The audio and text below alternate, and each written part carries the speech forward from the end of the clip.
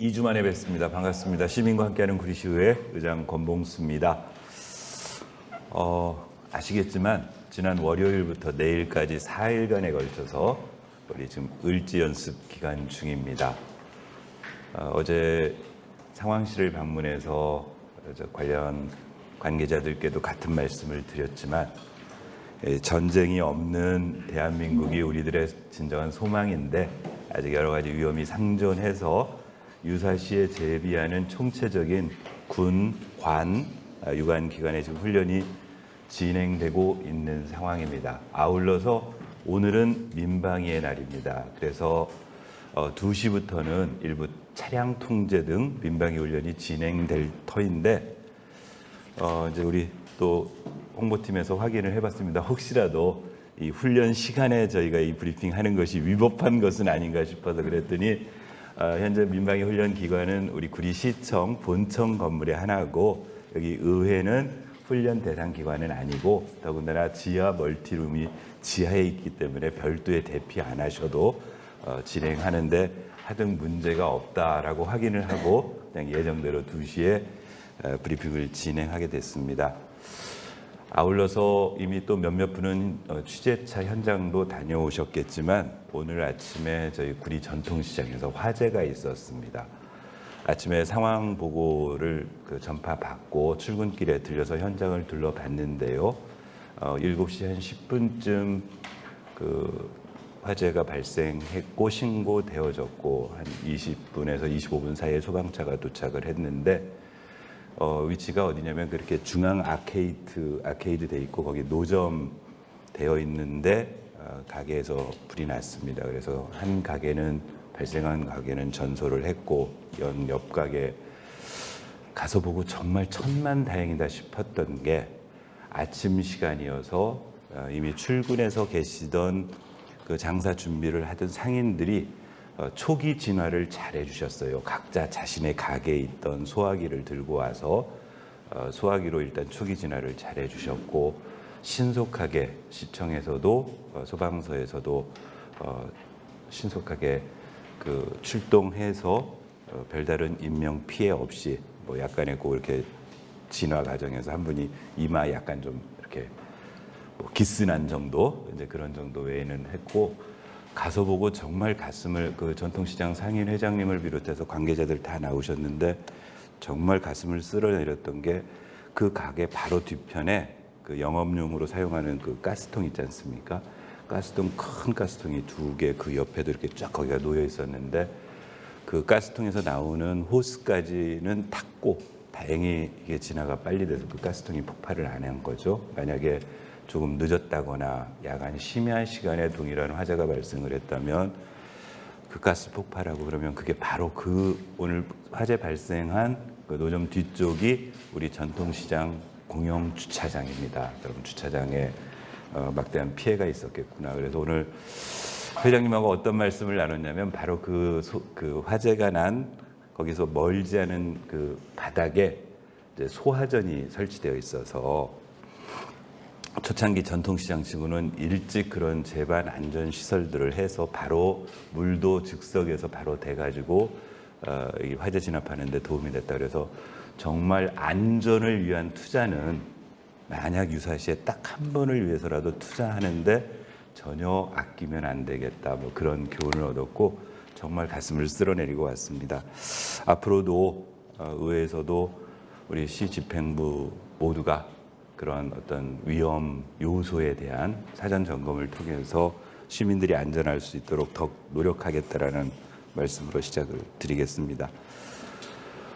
지난주는 광복절이어서 주례 보고를 하지 않았고요. 그래서 브리핑도 없었습니다. 어제 이제 2주 만에 주례 보고를 열어서 집행부로부터 8개의 안건에 대한 설명을 들었습니다. 그때 말씀드렸다시피 저희가 9월 달에 임시회를 예정하고 있고 원래 19일부터 22일까지 3회 추경을 포함한 임시회가 예정되어 있고 그 3회 추경에 반영하기 위한 선제적인 안건 처리가 필요해서 하루짜리 임시회를 그 전주에 한번 열겠다 그렇게 설명드렸었습니다. 그래서 9월 임시회 때 처리될 각종 안건들을 이제 주례 보고 시간에 미리 사전에 설명하러 오셔서 어제 총 8건의 안건에 대한 설명을 들었습니다. 그 전에 저희가 매주 화요일 주례보고는 어떻게 하냐면 10시에 일단 의장실에서 의원님들끼리 모여서 의회 내부적인 내용에 관한 협의를 마치고 10시 반부터 옆에 있는 주례보고실에서 집행부로부터 주례보고를 받습니다.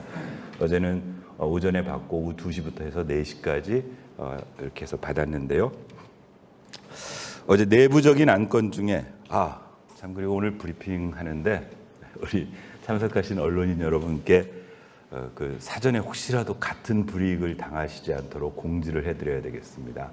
오늘 모 언론사 기자님하고 통화를 했더니 이제 의회에서 지금 의장이 의정 브리핑을 하는데 그 의정 브리핑한 내용을 팩트 체크 없이, 그러니까 지금 이제 저는 의정 브리핑 이렇게 하지 않습니까? 집행부로부터 보고 들은 내용을 의회적인 관점에서 나름대로 문제 제기를 한다거나 의원님들이 지적한 바를 전해드리고 또는 의회의 관점에서 집행부의 어떤 행정행위에 대해서 설명을 드리는데 이걸 그대로 쓰시면 나중에 그 우리 집행부 홍보팀으로부터 불이익을 받는다는 오늘 그런 말씀을 들었습니다. 무슨 말씀이냐면 의장이 브리핑한 내용은 의회의 입장이고 그 입장에 대해서 집행부의 확인 취재를 통하지 않고 일방적 기사를 쓰는 건 우리 집행부 홍보팀에서 자 체크를 하는 모양입니다. 그러니까 몇 일자 기사에 의회의 일방적 기사를 쓰셨잖아요. 그래서 홍보비 집행이 어렵습니다. 라는 불이익을 받는다라는 말씀을 오늘 통화 중에 들었어요. 그래서 제가 오늘 앞으로 의정 브리핑에 참석하시는 우리 시에 출입하시는 언론인들께서는 일단 제가 설명한 것들은 꼭 기사 쓰시기 전에 집행부 관련 부서에 의회에서 이렇게 설명을 하는데 집행부의 입장이 어떠냐고 꼭 확인 취재 후에 써주셔야 향후에 홍보비 집행 과정에 불이익을 받지 않을 거라는 걸 미리 말씀드립니다. 조금 어이없는 일이긴 한데 지금 현재 집행부와 의회가 그 정도 긴장 관계거니 그렇게 생각해 주시면 될 것 같습니다. 그래서 오늘 그 의원님들끼리 어제 오전에 10시에 모여서 의원님들끼리 몇 가지 안건에 대해서 설명드리고 이게 진행 사항을 한 것 중에 크게 한 3가지 정도가 있습니다. 하나가 뭐였냐면 기억하실지 모르겠지만 작년에 제가 의회 의장으로 취임하고 이 의정 브리핑 처음 할 때 처음 브리핑 드렸던 내용 중에 하나가 인사청문회에 관한 내용이었습니다. 당시에 도시공사하고 구리도시공사하고 우리 농산물공사의 사장이 곧 공석이 될 거고 하나는 공석이 되어 있고 또 하나는 곧 공석이 될 텐데 그 지방공기업 사장에 대한 인사청문회를 집행부에다가 제안을 한 바가 있습니다. 왜냐하면 당시에 지방의회에서의 인사청문회와 관련된 법률적 조항이 없어서 일부 광역 시도의회에서는 그 집행권을 가진 시장 도지사와의 협약을 통해서 그런 대상자에 대한 인사청문회를 실시한 전례가 있다. 그래서 구리시에서도 그런 인사청문회를 했으면 좋겠다라고 했는데 집행부에서는 그럴 생각 없습니다. 이제 이렇게 됐거든요. 뒤늦게 올 3월 달에 지방자치법이 개정됐습니다. 3월 21일 날 올해 지방자치법이 개정돼서 6개월 유예기간을 두고 9월 22일부터 시행되는 개정된 지방자치법에 보면은요, 제47조 2의 인사청문회 항목이 새로 추가되어져서 지방자치단체의 장은 다음 각 호의 어느 에 해당하는 직위 중 조례로 정하는 직위의 후보자에 대하여 지방의회 인사청문을 요청할 수 있다. 이제 협약이 아니고 법적으로 지방자치단체장이 의지만 있으면 자기가 지방공기업을 임명하는 과정에 시민의 대의기관으로부터 인사청문회를 받겠다라는 의지만 있으면 할 수 있도록 지방자치법이 개정되었습니다. 여기에 조례로 정하는, 그래서 이제 지방자치법을 하기 위해서 우리 구리시의회 인사청문회 조례안이라는 조례안을 의회에서 제정하기로 어제 협의를 했습니다. 그래서 일단 내용 초안은 먼저 지금 인사청문회를 실시하고 있는 시도의 선례, 그다음에 국회법에서 인사청문회를 어떻게 진행하고 있는가를 참고해서 우리 의회 사무과에서 초안을 전문위원실에서 초안 만들어 주셔가지고 어제 의원님들 간에 다 회람해드리고 입법 예고하고 다음 임시회 때 인사청문회 조례안을 제정하기로 어제 결정을 했습니다. 이제 시장이 의지만 있으면 언제라도 여기 보면은 조항에 지방자치법에 할 수 있는 게 이제 1호에 제 123조 2항에 따라 정무직 국가공무원으로 보는 부시장, 부지사, 우리 구리시는 해당 없습니다. 2호에 제주특별자치도 설치 및 국제자유도시 조성을 위한 특별법 제11조에 따른 행정시장, 제주에 가면 아시겠지만 서귀포 시장이 있습니다. 제주시장이 있습니다. 도지사 특별자치도 밑에 여기는 임명하는 행정시장인데 그 행정시장에 대해서 인사청문회 할 수 있다. 그 다음 이제 저희 시에 해당되는 게 3호에 있는 지방공기업법 제49조에 따른 지방공사의 사장과 같은 법 제76조에 따른 지방공단의 이사장. 저희는 요 해당 법에 대해서 공사 2개가 있으니까 공사의 사장에 대해서 인사청문회 할 수 있습니다. 또 하나 그 밑에 4호에 지방자치단체 출자 출연 기관의 운영에 관한 법률 제2조 제1항 전단에 따른 출자 출연 기관의 기관장. 저희 같은 경우에 재단 3개가 있습니다. 문화재단, 청소년재단, 상권활성화재단. 이제 시장이 의지 있으면 의회 인사청문회 요청할 수 있습니다. 그 임원 추천위원회 절차도 거치고 그렇게 된 대상자를 상대로 해서 시민의 대의기관에서 자질 검증을 할 수 있는 그래서 해당 조례 만들었습니다. 또 하나 같은 그 3월 21일 날 개정된 지방자치법에 또 하나 들어있는 조항이 뭐 있냐면 그냥 편의적으로 요 지방의회에서도 저희는 8명인데 현재 더불어민주당 소속의 의원이 5명, 국민의힘 소속의 의원이 3명으로 구성되어 있습니다. 그런데 이제 같은 당 의원들끼리 우리 뭐 표현이 원내대표, 당대표 뭐 등등의 이런 표현으로 그 정당별로 자신들의 논의 구조를 가지고 있습니다. 심지어 성남 정도 되는, 성남이 지금 33명인가 그런데 그런 정도 되는 데는 아예 그 원내 교섭단체의 대표실까지 따로 방이 있습니다. 그런데 그동안에는 법적 근거 없이 그냥 편의적으로 했었어요.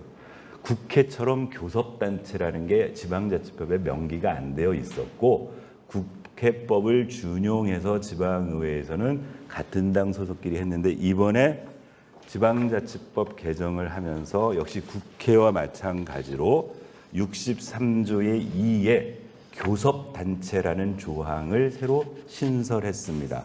지방의회 교섭단체를 둘 수 있다. 이 경우 조례로 정하는 수 이상의 소속 의원을 가진 정당은 하나의 교섭단체가 된다.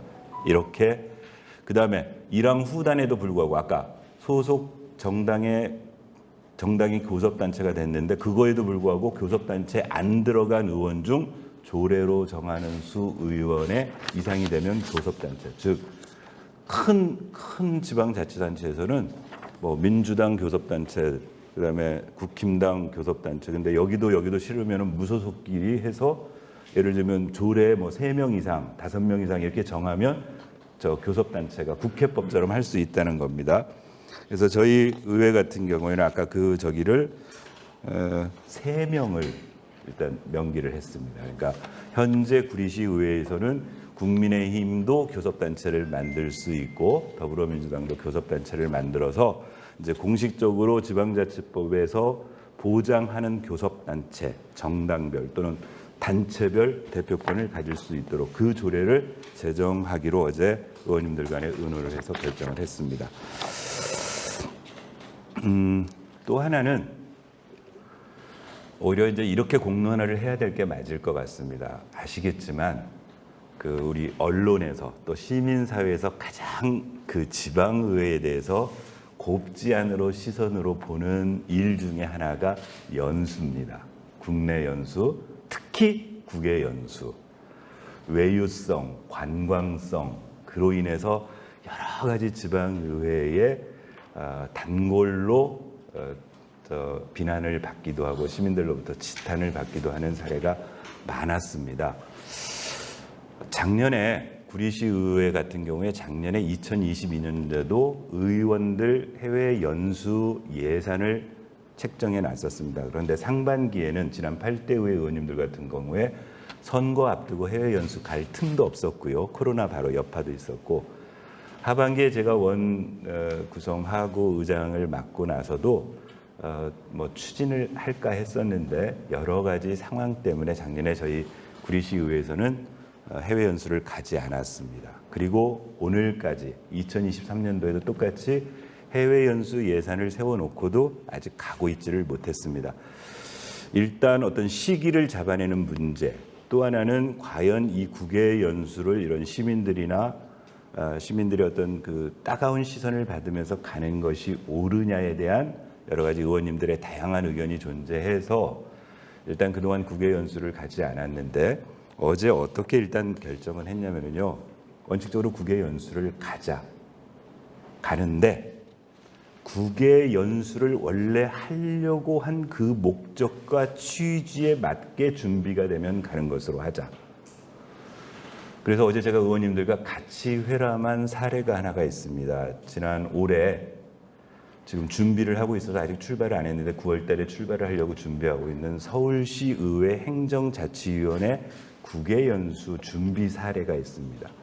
국외연수를 그냥 보통 여행사에다가 맡겨가지고 대충 관광성 상품으로 꾸민 다음에 시민들께 보여드릴 프로그램 몇 개, 기관 방문, 그다음에 대충 눈가림용으로 만들어가지고 그렇게 가는 것이 아니고 서울시 행정자치위원회에서는 의원님들이 미리 준비위원회처럼 구성을 해서 방문해야 될 기관도 선정하고 심지어 외교부라든가 해당 영사관하고도 협의를 해서 프로그램을 짠 다음에 그 가기 전 사전 교육을 받아서 거기 가서 봐야 될 것들에 대한 이런 그 준비를 마치는 것으로 이게 국외연수 프로그램을 만들었다고 제가 어제 의원님들과 자료를 회람했습니다. 우리 의회도 그렇게 준비를 하자고 그랬습니다. 현실적으로 저희 의회가 가지고 있는 세워진 예산으로는 유럽이라든가 그 관광성 갈 수도 없고 가서도 안 되고 원칙적으로 우리 전체 의원님들이 함께 참여해서 진정하게 선진적인 사례 또는 그 특유한 현지의 사례를 볼 수 있는 그런 그 연수 프로그램을 준비하시자. 그래서 우리 민주당의 더불어민주당의 정은철 의원님하고 우리 국힘당 소속의 김한슬 의원님 두 분을 일단 준비위원으로 해서 우리 의회 사무과 전문위원실의 도움을 받아서 일단 기본적인 안에 대한 준비를 다 갖추고 저희들 가기 전에 프로그램도 제가 브리핑 시간에 전부 브리핑해드리고 그다음에 어떤 해당 내용도 받고 다녀와서도 저희가 어떤 일을 어떻게 공부하고 온 것을 정말 시민들께 떳떳하게 밝힐 수 있는 연수면 가고 그렇게 준비하다가 그 준비가 안 되면 못 가는 것으로 어제 그렇게 하자고 결정을 했습니다. 응원해 주십시오. 한번 정말 객관적으로 어떤 분들, 어떤 시민들에게도 떳떳하게 우리 이런 프로그램 가가지고 이렇게 공부했어요라고 할 수 있을 만큼 그래서 시민의 세금으로 다녀오는 그 외국 연수가 이후에 구리시 의정 활동에 도움이 되고 어떤 행정을 바꾸는데 도움이 될 수 있도록 그렇게 준비해 보겠습니다. 그래서 준비가 되면 브리핑 시간에 중간중간 과정도 설명드리고 그렇게 하도록 하겠습니다. 어제 이렇게 세 가지를 좀 의논을 했었고요. 하나 더 AS 해드리자면 지난 6월 달에 혹시 기억나십니까? 우리 시 집행부에서 자기 발등을 찍는 보도 자료를 특별 교부세를 형편없이 받아서 거의 꼴찌로 받았다라는 보도 자료를 배포를 했었고 그 보도 자료가 먼저 배포된 것과 후단에 배포된 것들에 이상이 생겨가지고 한번 브리핑을 해드렸습니다. 기억하시죠? 그때 그 후단부에 무슨 내용이 있었냐면은 국회의원과 의원들과 특별 교부세와 관련된 협의를 했는데 이거밖에 못 받았다. 그래서 그럼 그때 했던 내용이 뭐냐 해가지고 우리 의회에서 자료 요구를 해서 이게 작년도 11월 7일 날 그 기사에서 냈던 내용입니다. 작년도 11월 7일 날 여기 참석자가 누구로 돼 있냐면요. 자, 구리시청 11월 7일 월요일 15시에 구리시청 상황실에서 구리시장, 국회의원, 시의회 의원, 국단 소장, 사업부서장, 보좌관 등 2023년 국도비 확보를 위한 사업 설명해가지고 이 자료를 가지고 한 적이 있었습니다. 이때 해당되는 내용이요. 이게 모창입니다. 현재 시에서 2023년도에 국도비 사업으로 추진하려고 있는 항목이 총 23개 항목이 있다. 이 총액을 계산해 보니 요약표에 보면은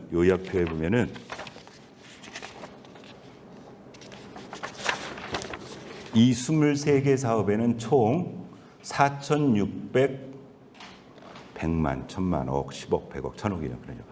4,514억 7,500만 원의 사업이 23개 사업이 들어가고 지금 2023년에 국도비 등 필요한 게 376억, 도비가 16억 8,500만 원이 필요하다.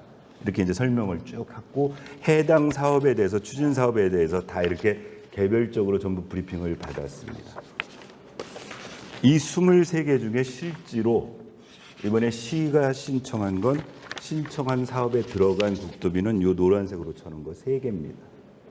그래서 그때 제가 브리핑할 때 마치 그때 작년도 11월 7일 날 저 국회의원하고 의회하고 국도비 이쪽에서 해가지고 그거 그대로 신청했는데 국회의원 놀고 있고 시도의원들 놀고 있어서 못 받았다는 투로의 보도자료는 사실과 다르다. 이번에 13개인가 중에 작년에 실제로 설명했던 자료에 들어가 있는 거는 3개밖에 없고 10개는 다른 거 신청한 거고 그다음 아까 말한 대로 추후에 확인했던 대로 실제 국회의원 보좌관이나 저 국회 윤호중 의원실하고 이 문제를 가지고 추가적인 문제를 가지고 밀도 있게 이런 자료를 가지고 협의한 바가 없었다는 AS입니다. 그래서 이 자료를 어제 우리 기획담당관실에서 아유 너무 늦었어요 하면서 어제 주시더라고요. 11월 이게 7월 달에 자료 제출 요구했던 건데 까먹고 있었다고. 그래서 생각난 김에 설명드립니다. 이제 보도자료에 배포된 대로 어제 설명들은 8건에 대해서 간단하게 요약해서 설명을 드리겠습니다. 먼저 우리 보건소 건강증진과에서 구리시 정신건강복지센터 민간위탁 변경 동의안을 설명하러 왔습니다. 크게 내용은 이렇습니다. 현재 구리시에 정신건강복지센터를 민간 위탁해서 운영을 하고 있습니다. 어디에 위탁을 하고 있냐면은 학교법인 한양학원, 즉 한양대학교 구리병원에 정신건강복지센터를 위탁해서 운영을 하고 있는데 그다음에 위탁 기간이 작년 1월 1일부터 내년 12월 31일까지 3년간 위탁해가지고 운영하고 있는데 이제 이게 대부분 이 정신건강 관련한 사업들이 국도비 사업이 많습니다. 국가나 도에서 이 사업이 필요하니까 국도비를 내려줄 테니까 시비 매칭해서 사업을 하세요라고 해주는데 크게 3가지 사업이 추가되게, 그러니까 사업이 추가됐다기보다는 어떤 사업량이 바뀌고 그 원래 위탁했던 내용량에서 좀 늘어났습니다. 그 늘어난 양이 현재 우리 조례에 보면 이렇게 민간 위탁하다가 총 사업비가 10% 이상이 변경이 생기면 변경 동의안을 받도록 조례되어 있습니다. 그런데 이번에 국가 또는 도로부터 받은 내용들 여기 이제 한 3가지 공문이 왔었는데요. 하나가 2023년 기초정신건강복지센터 인력지원 변경 내시 그래가지고 원래 우리 시에다가 배당했던 인원에서 1명을 추가해 주겠다고 위해서 내시가 된 겁니다. 그러니까 거기에 해당되는 인건비의 일부를 국도비로 주고 매칭해가지고 시비를 보태라 이런 뜻이고요. 또 하나는 그 사업이 일부 변경한 게 있다. 여기 건강 통합 정신 건강 증진 사업이라는 사업이 있는데 여기에 내용이 좀 사업 내용이 변한 게 있다. 마지막으로 하나가 기초정신건강센터 지원 사업도 이렇게 변경이 된다. 그러면서 예산 증액이 전체적으로 원래 민간위탁했을 때에 비해서 한 18% 정도가 늘었기 때문에 이건 변경 동의안을 받아야 됩니다 하고 설명 왔습니다. 이건 뭐 당연히 규정에 그렇게 되어 있고 조례라든가 이런 그다음에 이 사업의 특성상 국도비에 이제 내시가 된 사업이기 때문에 일부 변경해서 올해 추경에 반영해 가지고 이 변경된 사업을 할 게 있고 내년도 사업에 본 예산에 반영할 것들이 있어서 이제 하겠다는 거고 단지 이제 어제 이제 지적했던 것 중에 하나는 이런 정신건강 사업 전반에 관해서 의원님들이 궁금했던 거 물어봤었고 하나는 이 소위 국도비 매칭 사업이라는 게 참으로 좀 화가 날 때가 많습니다. 어제 같은 경우에 세 번째 사업 같은 경우에는 우리 시비 부담이 74%예요. 그러니까 무슨 사업 하나를 만들어서 국도비 26% 내려주면서 74% 보태가지고 이 사업 하세요라고 국가가 지금 계속 이런 식의 사업 진행을 하는 겁니다. 그런데 우리 시 입장에서는 74% 보태기 싫어요, 안 해요 할 수도 없는 상황. 왜 그러냐면 국가가 이 사업 하세요 그랬는데 저희 시비 보태기 싫어서 안 해요 그럼 평가에서 뒤지거든요. 이제 그런 사업도 다 해야 되고 이제 이런 그 좀 있어서 하여튼 지방 의원의 입장으로서는 국가가 해야 될 일들을 이런 방식으로 지방에 떠넘기는 일이 옳은가에 대한 어제 조금 그 푸념을 좀 우리 담당 소장님 또 팀장님께 드렸습니다. 하여튼 내용은 그렇습니다. 정신건강복지센터의 인력과 사업의 일부 변동이 생겼고 그 사업 변동은 우리가 원한 게 아니고 국가에서 필요해서 늘렸고 그 변동에 따라서 사업비가 증액되어서 전련 조례에 의해서 변경 동의안을 받아야 된다. 그다음 두 번째가 이제 기획예산 담당관실에서 경기도 동북권 협의회 폐지 보고 몇 번 드렸습니다. 각 부서에서 그 전에 행정협의회라고 해서 뭐 경기도 차원에서 하는 것, 전국적인 차원에서 하는 각종 협의회들이 있었는데 일단 뭐 이 시장이 바뀌고 대통령이 바뀌고 도지사가 바뀜에 따라 어떤 그 협의회들의 기능이 없어져 버리면은 없애는데 대표적으로 지금 또 이게 경기 동북권 협의회가 없어집니다. 여기 경기 동북권 협의회는 용인, 성남, 남양주, 광주, 하남, 이천, 구리, 양평, 여주, 가평 해서 이쪽 동부 쪽에 한강 유역을 끼고 있는 10개 시군이 동북권 협의회로 뭉쳐서 기간에 보통 여기 우리 협약 규약에 보면 주로 하는 사업이 뭐였냐면은 개발제한구역의 관리 및 제도 개선에 관한 사항, 8당호 주변 상수원의 보호 수질 보전 대책 특별에 관한 사항, 수도권 정비 계획 등에 관련된 사항 등등 공동의 어떤 이해관계가 걸린 문제를 한 목소리를 내서 도나 또는 국가에다가 이렇게 반영하고자 노력했던 건데 뭐 10개 시군의 시장 군수님들께서 이 협의회의 필요성에 대해서 이제 그냥 별 느끼지를 못해서 폐지하기로 결정을 했다. 그런데 요건 보고를 의회에 하도록 되어 있어서 어제 폐지하겠다고 보고하러 왔던 사항입니다. 그다음 역시 기획예산 담당관실에서 구리시 시정자문위원회 설치 및 운영조례 일부 개정 조례안을 가지고 왔습니다. 어제 가장 논란이 많았던 안건이었습니다.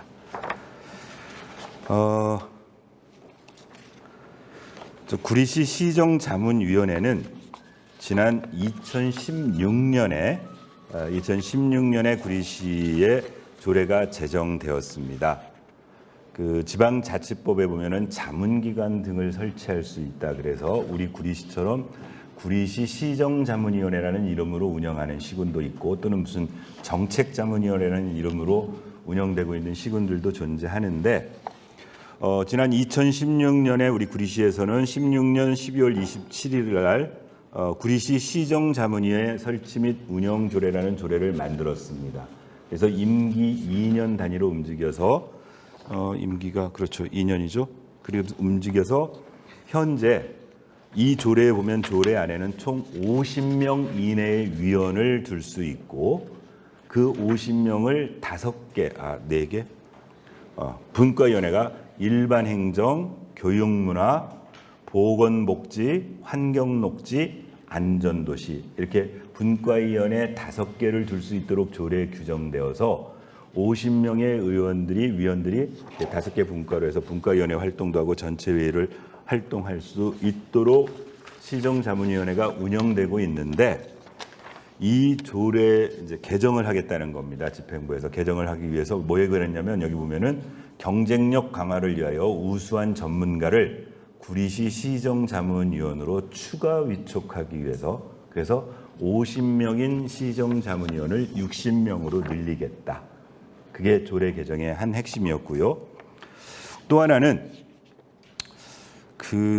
이제 위원회 특별 그리고 그다음에 아까 그렇게 5개 분과가 있는데 60명으로 늘리면서 분과 하나를 다시 만들겠답니다. 그 분과 이름이 뭐냐면 특별사업분과라는 분과위원회를 하나 만들겠다.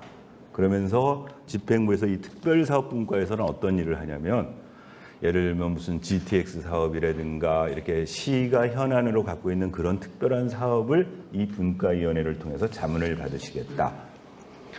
그다음 또 하나는 이 시정자문위원회 전체로나 또는 분과에서 연구조사, 정책 세미나, 포럼, 워크숍 등을 개최할 때 경비를 지원할 수 있는 조항을 만들어서 이 시정자문위원회 활동을 더 활발하게 하겠다. 이게 조례 개정의 이유였습니다. 그래서 사업비가 지금 한 2,500만 원 정도 그분들의 수당 이런 걸로 지급되는 게 한 2,500만 원 들어가는데 비용이 한 1,500만 원 이상 증액이 돼서 한 4천만 원 정도로 증액해서 그렇게 운영을 하겠다라고 이제 설명을 주셨습니다.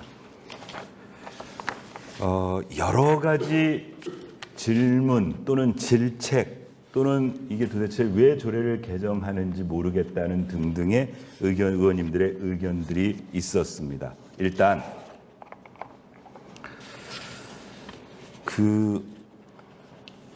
사실은 이제 이 시정자문위원회 말고도 각각의 조례에 의거해서 각종 그 분야별 시책에 관한 자문을 받을 수 있는 여러 위원회들은 개별 조례에 산재해 있는데 과연 이렇게 특별사업이라는 이름으로 이렇게 시정자문위원회를 위원을 늘려서 하려는 게 실효가 있겠느냐에 대한 의문. 두 번째, 결국 이 시정자문위원회가 일종의 뭐라고 할까요?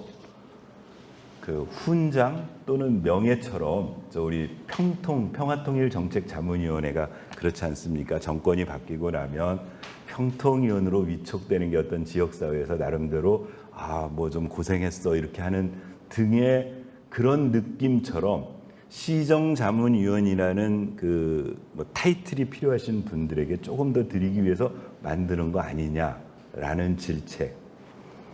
이런 지적이 실제로 얘기됐던 이유 중에 하나 있었습니다. 현재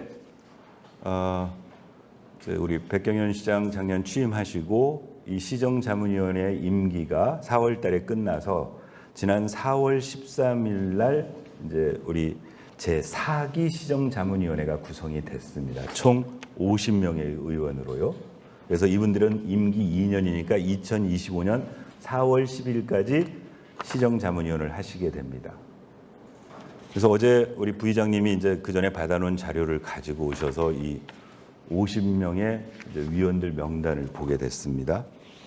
그런데 현행 조례에는 위원을 어떻게 구성하도록 되어 있냐면 현행 구리시 시정자문위원회 설치 및 운영조례 제3조 구성에 보면 위원은 다음 각 호의 어느 하나에 해당하는 사람 중에서 전체 회의의 협의를 거친 후 시장이 위촉 또는 임명한다. 다음 각 호가 어떻게 되냐면 1. 지역 발전에 관심이 있는 기관, 사회단체장 2호 2. 대학 교수 및 연구기관, 연구원 등 관련 분야의 전문가 3. 해당 분야의 풍부한 경험과 식견을 갖춘 사람, 되게 주관적으로 폭을 넓혀놨습니다. 이번 조례 개정에 여기 목적을 뭐라고 집행부에서 저희들에게 가져왔냐면 우리시 경쟁력 강화를 위하여 우수한 전문가를 우수한 전문가를 구리시 시정자문위원으로 추가 위촉하기 위해서 이랬다. 이렇게. 제가 이 50명의 자료를 살펴봤습니다. 50명 중에 아까 자격을 갖춘 저 세계 호수의 가운데는 아주 주관적이지 않습니다. 딱 대학 교수 또는 연구기관의 연구원 이렇게 해서 명기가 되어 있어요. 50명 중에 해당되는 분을 찾아봤더니 대학 교수 2분이 계셨습니다. 나머지 48명은 사회단체의 장이거나 장은 아니지만 시장이 판단할 때 경험과 식견을 갖춘 사람으로 지금 이미 구성을 하고 있어요. 이제 그런 지적이 가능했죠. 아니 도대체 50명 조례에다가 1호, 2호, 3호 해가지고 이렇게 해서 시정자문위원회가 전문적인 소견을 자문을 해줄 수 있는 그 목표로 만들어놓은 현행 조례도 지키지 못하면서 10명 증언하면은 그 10명 다시 또 훈장 달아주는 방식으로 이용될 게 뻔한데 도대체 이런 짓을 왜 하느냐?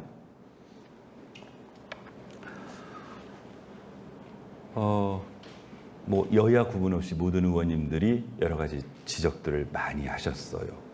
하시다가 아주 재미있는 또 곁가지 하나가 어제 확인이 됐었습니다. 지난주에 그 통장님들 역량 강화 교육이 있었습니다.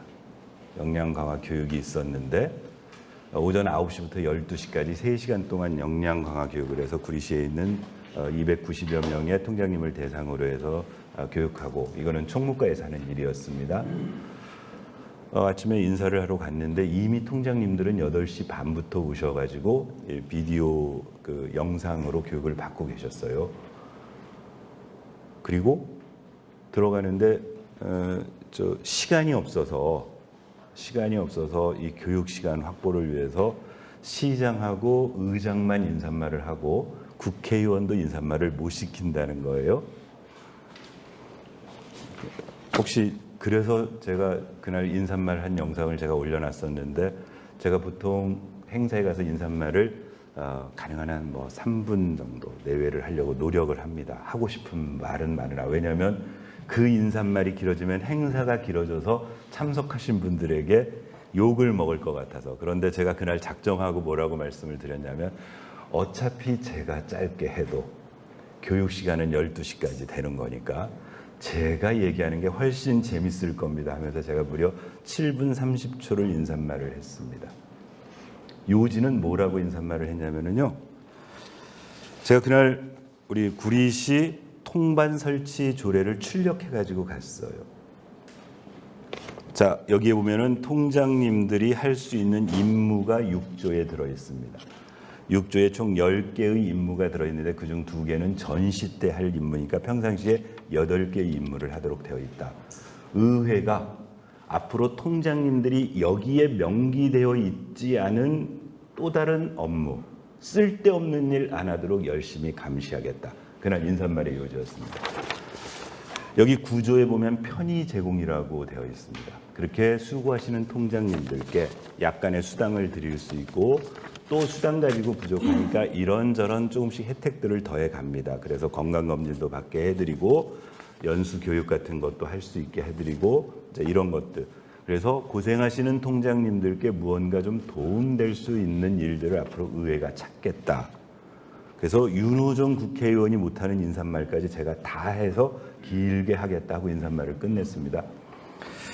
그날 총 3개의 단락으로 교육이 구성되어 있었는데 이제 우리 복지정책과에서 복지정책에 관한 설명하고 2교시가 뭐냐면은 일단 통일 업무에 관한 이렇게 해서 제목이 해가지고 교수님이 강의를 하도록 되어 있어요.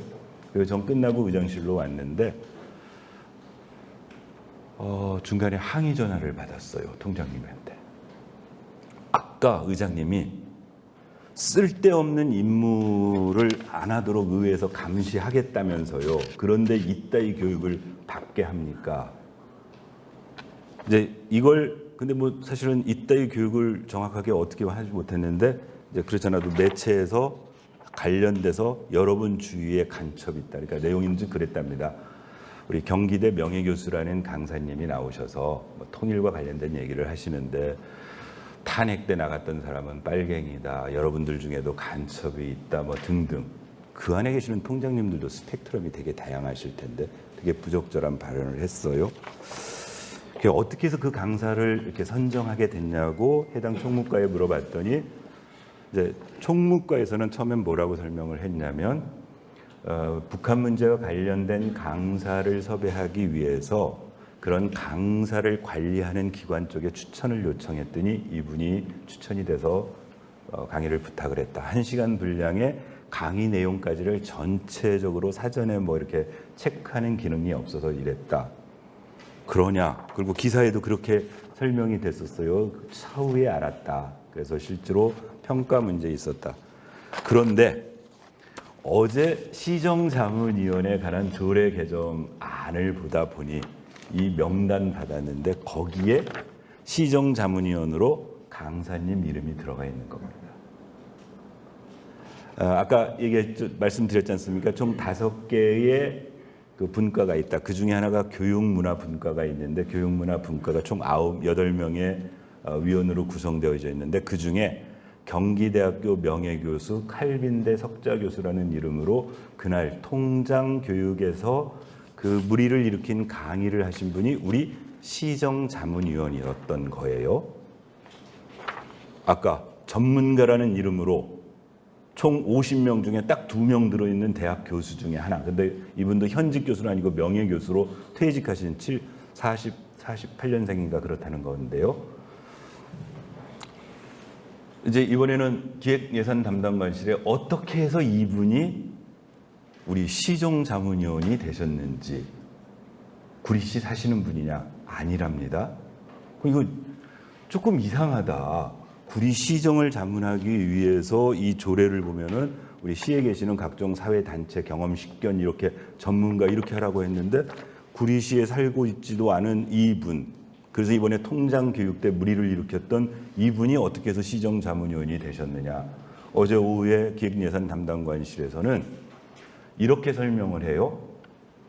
이제 우리 시에서는 전체적으로 예를 들면 뭐 여러 가지 자문을 받아야 되고 위원회 같은 데 해야 되니까 인력 풀을 관리를 하고 있는데 그 중에 한 분인 경기대 교수에게 시정자문위원이 돼주십시오 했더니 자기는 바빠서 안 되고 이분을 추천합니다 해서 이분이 됐다는 겁니다.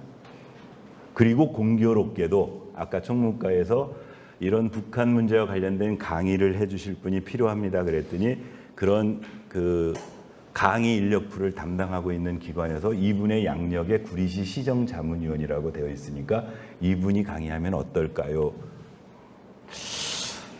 이제 하여튼 이렇게 해서 뭐 하나 부수적으로 그 문제가 됐던 내용에 대해서 해놨는데 일단 현재 이제 의회 어제 분위기는 그랬습니다. 현재 있는 시정자문위원회라도 잘했으면 좋겠다.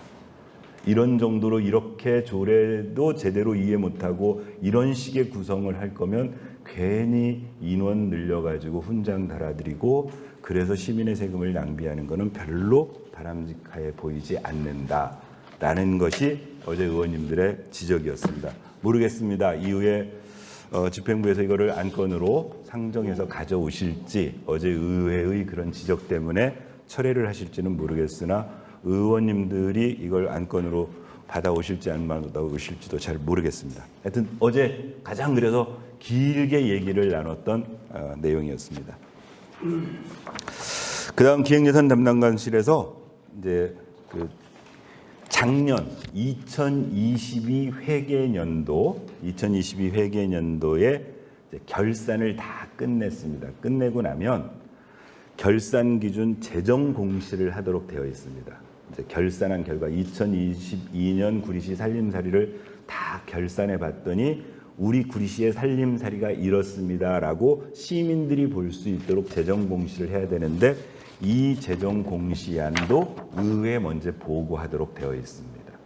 그래서 이제 아마 요 다음 임시회 때 이 안건이 의회에 보고되고 나면 이 파일이 구리시 홈페이지에 올라갈 겁니다.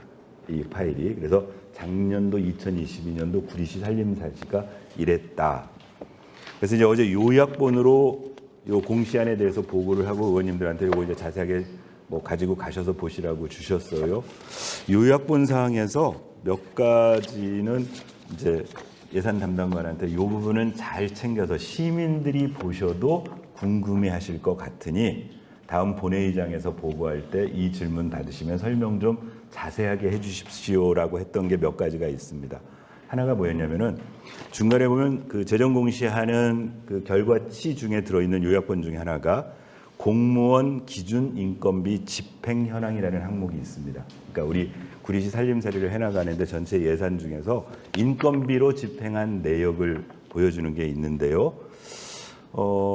전년 대비 구리시 같은 경우에는 16억이 인건비가 줄었다고 재정 공시에 나와 있어요. 설명을 한번 잘 해보시라. 그랬더니 어제 일단 예산 담당관실에서는 왜냐하면 2021년도에 비해서 2022년도에 구리시의 기준 그 정원이 늘었거든요. 늘었는데 그런데다가 이제 자연 우리 저 임금 인상률이 있으면은 이렇게 16억 정도가 줄을 이유가 뭔지 물어봤더니 이제 뭐 어제 내용은 그렇습니다. 현재 여러 가지 휴직 우리 공직자 정원에 잡혀 있는데 여러 가지 사정으로 인해서 휴직을 하게 되고 그래서 업무량이 부족하면 상대적으로 기간제 공무원을 쓴다거나 그러니까 인건비 부담이 적은 포션으로 쓴다거나 이래서 좀 줄은 것 같다. 그러면 결론적으로 그러면 우리 구리시는 국가가 인정해준 만큼의 행정 서비스를 제대로 시민들에게 못 해드리고 있는 거 아니냐. 그럼 이런 거에 대한 좀 대책 같은 것도 얘기하셔야 되니까 본회의장에서는 준비하시라.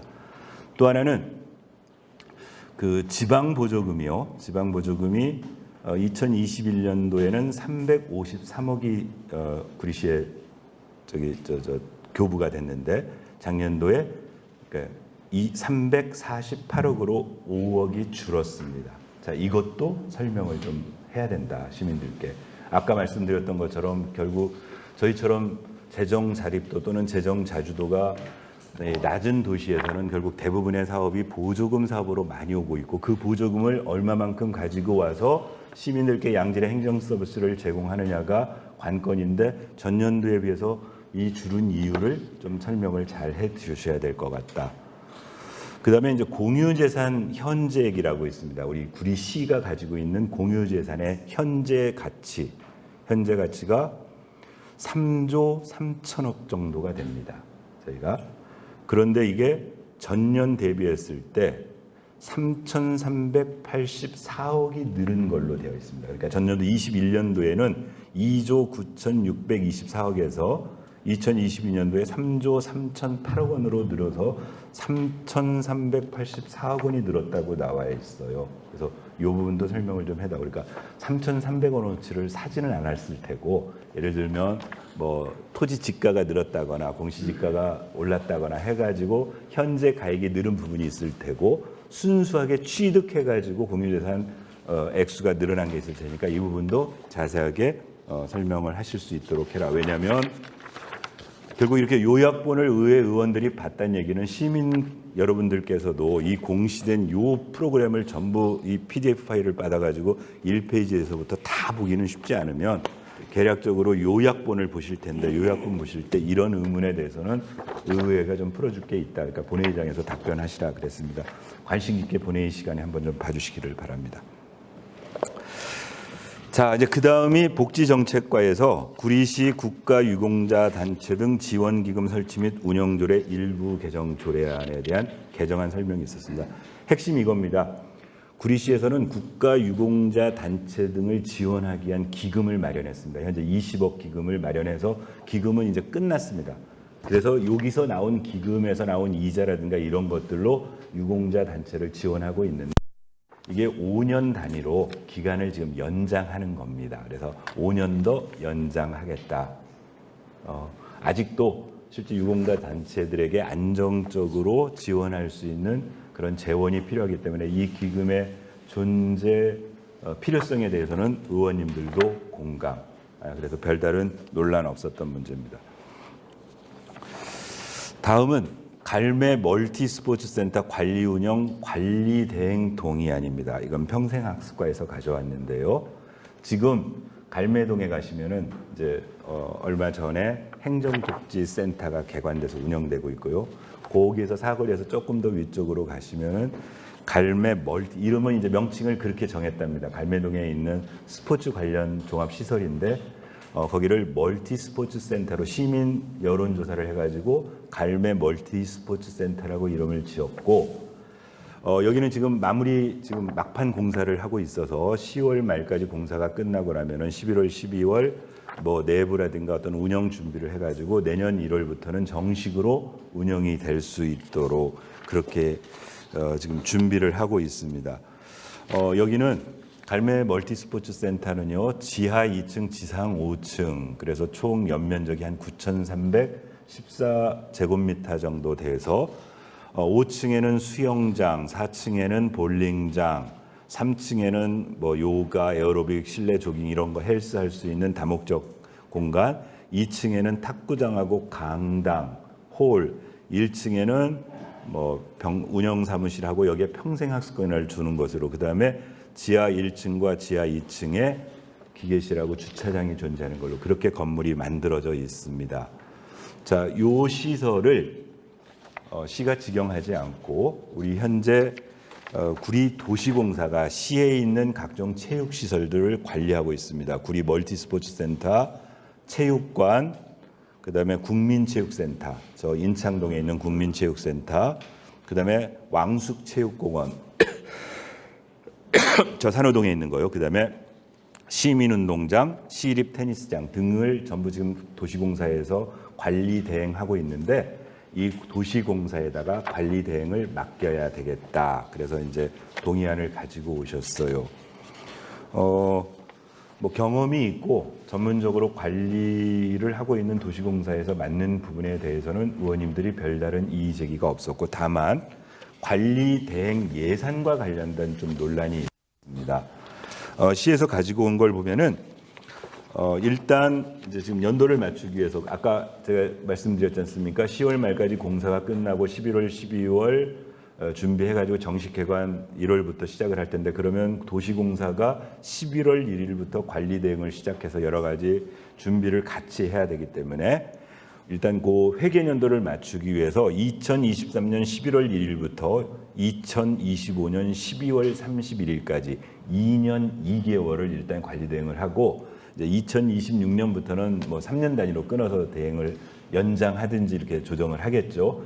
그렇게 하려고 하면서 예산을 얼마를 가져왔냐면은 100억 정도를 가져왔습니다. 관리 대행비 예산이. 그래서 올해 2개월분으로 한 7억 5,800 정도, 그다음에 2024년 46억 정도, 2025년에 48억 정도, 이렇게 예산을 가지고 오셨어요. 그러니까 의원님들이 당연히 물어봤죠. 일단 이 자료를 보면은 도대체 이 예산을 어떻게 쓰는 건지 세부 자료를 줘야 될 거 아니냐. 그러니까 인건비가 얼마고 운영비가 얼마고 관리 대행 수수료가 얼마고 이런 세부 자료에 대한 추계 자료를 줘야 타당성 여부를 볼 거 아니냐. 그랬더니 일단 인력 내용은 이제 설명으로 인력 내용은 현재 구리 멀티스포츠센터가 45명으로 운영을 하고 있는데, 갈매 멀티스포츠센터를 46명 정도로 운영을 하겠다. 그런데 이제 또 저희들한테 첨부한 자료가 또 문제가 됐습니다.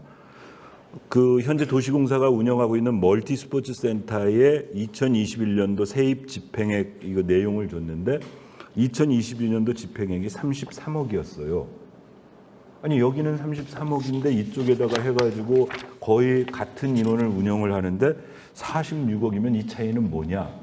그때 이제 설명인즉슨 원래 예산상으로는 여기도 멀티스포츠센터도 뭐 40몇 억을 잡아놨는데 코로나 이 여파 이런 것들 때문에 제대로 가동이 안 돼서 집행이 덜 돼서 그렇습니다. 그러면 그런 자료를 다 제출이 되어져야 이 구리 갈매 멀티스포츠센터 관리 대행의 전체 예산 규모라든가 이런 거에 대한 판단이 가능하다. 그러니까 본회의 전에 필히 자료 준비해서 본회의장에서 이 동의안을 상정할 때는 그런 예산 부분, 인력 부분 이런 것까지를 제대로 파악하고 유사한 비슷한 규모의 시설인 구리 멀티 스포츠 센터의 운영 성과표까지 같이 봐서 의원님들이 판단하시고 그 동의안을 보시는 시민들도 이해할 수 있도록 준비해다오. 어제 그렇게 말씀드리고 마쳤습니다.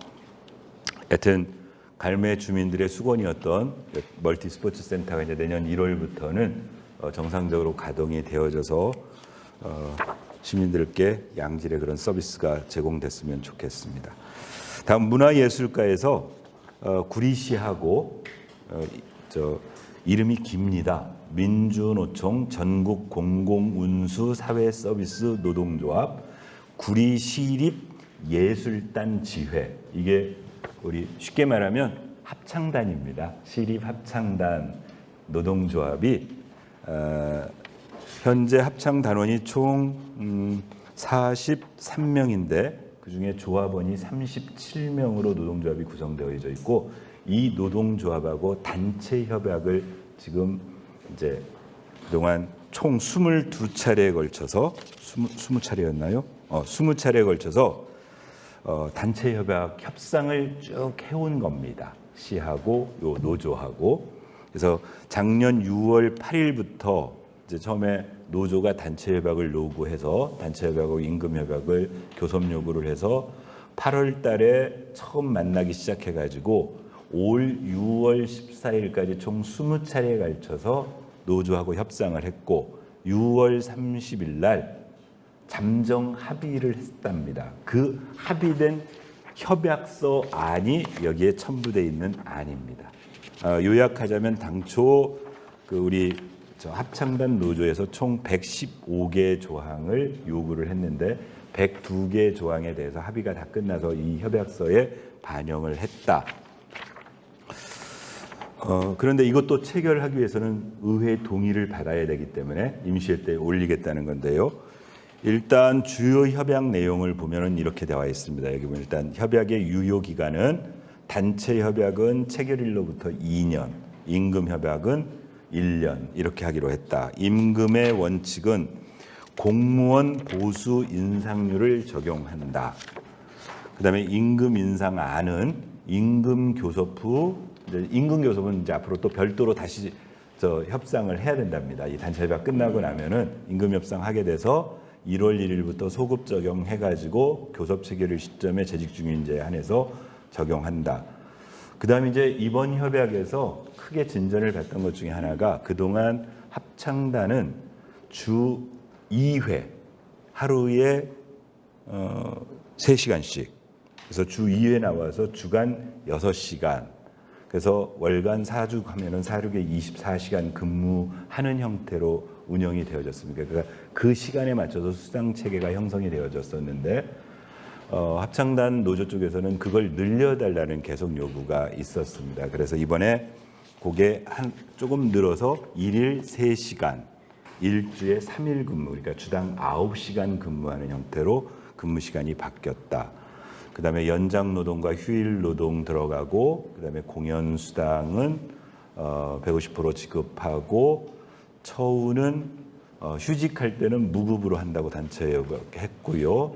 그다음에 해외 연수는 1년 이내 무급으로 해외 연수를 본인이 갔다 올 수 있는데 해외 연수 기간만큼의 기간을 의무적으로 한다 등등의 그러니까 총 115개 중에 102개를 이제 합의를 해서 협약안을 만들었고 그러면 왜 사실은 이 의회에 이걸 요구하냐면은 이 협약과 관련해서 예산이 수반되지 않습니까? 협약이 되면 그러면 이제 예산을 심의하는 의회의 동의가 필요한 건데 현재 소요 예산은 2023년 같은 경우에 현재 체제로는 연간 한 5억 3,800 지금 그 시립합창단 운영하는데 한 5억 주로 이게 이제 인건비성 지급이라고 보시면 됩니다. 하는데 요 협약이 통과되면 일단 올해 이제 의회에서 이거 해가지고 협약 체결을 9월 중에라도 맺게 되면 그 9월 말하고 10월, 11월, 12월 3개월 정도의 분량이 필요하니까 한 7,900만 원 정도의 추가 예산 소요가 따른다. 이건 추경에 반영해야 된다.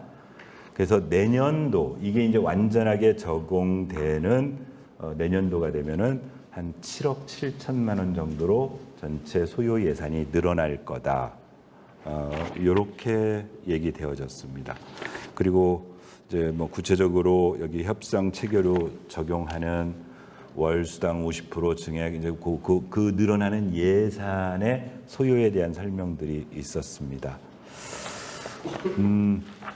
이제 의원님들이 여러 가지, 어제 또 특이하게도 비교적 이제 구리시가 지금 또 저도 어제 처음 알았는데, 저희 구리시에는 이제 정규적으로 공무원 노조가 있고요, 정규직 공무원 노조가 있고, 그다음에 우리 환경미화원들 따로 노조가 있고, 여기 시립합창단 같은 경우도 민주노조 노조가 있고 해서 총무과에 우리 공인 노무사를 공무직 직원으로 채용을 해서 이 노조 단체 교섭 협약 이런 업무를, 그래서 어제 이 일은 문화예술과에서 주관하는 부서인데 그 총무과에 계시는 노무사가 같이 와가지고 이제 노무와 관련된 문제들에 대해서는 의원님들께 충분히 설명도 드리고, 그러니까 예를 들면 이 예술단의 근로자성이 어떻게 인정되고 근로자냐 예술가냐의 그 차이 속에서 오는 뭐 여러 가지 차이, 또 이분들이 요구하는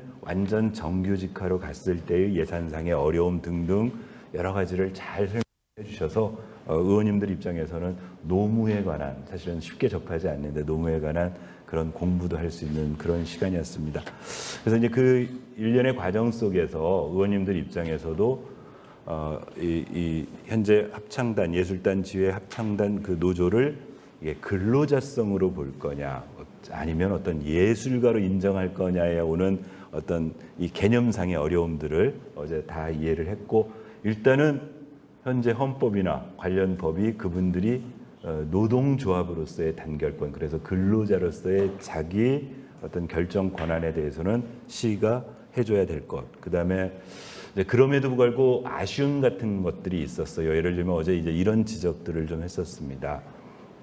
현재 합창 단원 중에 우리 구리 시민의 비율이 어느 정도 되는 거냐 했더니 이렇게 많지 않았습니다. 43명 중에 어제 7명이라고 그랬죠? 예, 7명 정도가 시민이다. 그러면 이제 우리 의회의 관점에서 보면 이왕이면 우리 시민들이 합창단에 더 많이 들어갈 수 있는 제도적 방법. 그래서 사실은 합창단원을 뽑을 때 우리 구리 시민한테 가점 2점을 줬답니다. 그러니까 100점 만점에 2점을 줬는데 그 2점을 가지고 뭐 시민이라는 이유로 실력이 좀 떨어지는데도 이렇게 들어올 수 있는 그런 여지가 없어서 한번 고민해보자. 앞으로 혹시라도 합창단을 더 늘리는 과정에서는 우리 시민들이 좀 더 많이 들어가는 것도 필요하지 않느냐. 뭐 이런 지적도 같이 서로 머리를 맞대봤고요. 그래서 하여튼 성실하게 오히려 이렇게 하는 이유에 대해서 잘 지정해서 하시라 이렇게 했고, 마지막 8번째 항목이 구리 담배 소매인 지정 사실조사에 관한 조례안입니다. 아마 이게 취재하시다 보면은 많이 들으셨을 겁니다. 그러니까 이제 이 어떤 마트라든가 편의점이라든가 이걸 낼 때 담배를 팔 수 있는 뭐 자격이라고 해야 되나요? 이 허가를 받아야 되는데 이제 그걸 받느냐 못 받느냐에 따라서 그 마트의 매출이, 왜냐하면 미끼 상품이고 담배를 사는 고객이 와서 같이 사는 이런 것들 때문에 대개 그 마트의 입지를 선정을 할 때 그걸 무척 신경을 많이 쓴답니다. 그래서 현재 우리 구리시 조례는 기존 담배 소매점으로부터 100m가 넘어야 허가를 내줄 수 있도록 되어 있고, 그 전에 한시적으로 50m로 규정되어져서 허가받은 건 몇 가지 유예 조항을 가지고 지금 해주지만 우리 조례상으로 이제 100m인데 이 100m가 맞느냐 안 맞느냐를 실제로 조사하는 업무가 보는 관점에 따라서 무척 첨예하게 대립되는 문제라고 합니다. 그래서 어제 저희들한테 이제 해당 부서에서 설명을 해 주실 때 그것 때문에 우리 관련 법 또는 시행 규칙에 심지어 예를 들면 거리 측정을 하는데 뭐 이런 방식으로 해가라 해가지고 아예 국가가 이런 규칙, 그래서 어떤 건물과 건물에서는 만약에 여기에 내는데 요 어디를 기준으로 해야 100m라고 보는 거냐, 또는 이런 측면으로 있을 때는 이제 이런 예시를 주는데 실제 현장을 나가보면 이런 예시가 기계적으로 적용이 안 되는 거고, 해당 허가를 받으시려는 분은 내가 재봤더니 101m인데 또는 100.5m인데 시에서 와서 재보니까 그건 99.5m다. 그러면 허가가 나가고 안 나가고 이제 이런 문제들이 있었는데, 그래서 다른 시군에서는 이미 한 2010년부터 이 일을 이제 우리 공무원들이 나가서 전체적으로 사실조사를 하는 일을 하다 보니까 불편함이 있더라. 그런데 마침 이런 담배를 판매하시는 분들끼리 만든 조합이 사단법인 한국담배판매인회라는 단체가 있고, 그래서 우리 경기도에 있는 타시군 조례를 보니까 빠른 데는 2010년부터 늦은 데는 뭐 작년까지 이분들에게 요 단체에 그 사실 조사를 할 수 있는 권한을 주는 근거 조례를 만들자는 겁니다.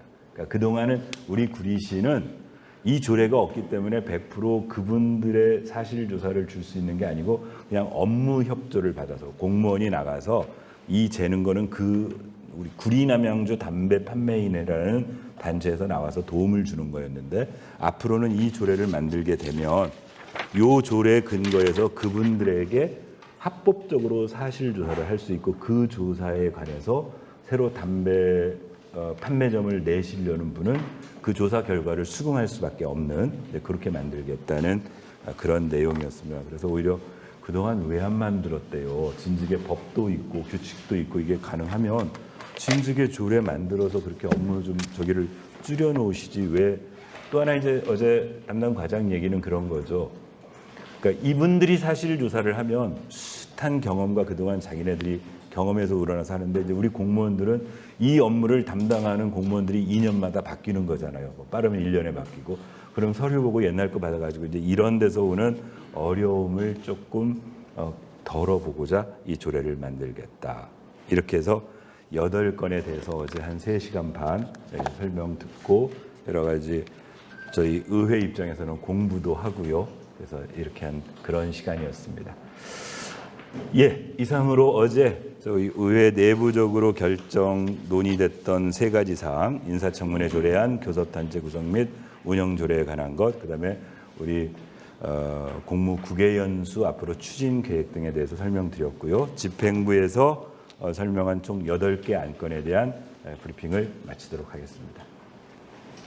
이어서 질의응답 시간을 갖도록 하겠습니다.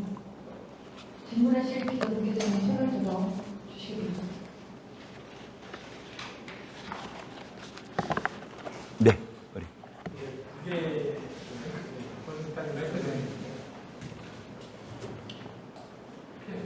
골든타임 조명이었다. 네. 그게 연수에 대해서 예. 여기에서 먼저 준비를 자체 조사를 해서 하겠다고 하는데, 그 자체 비용이 발생하겠죠.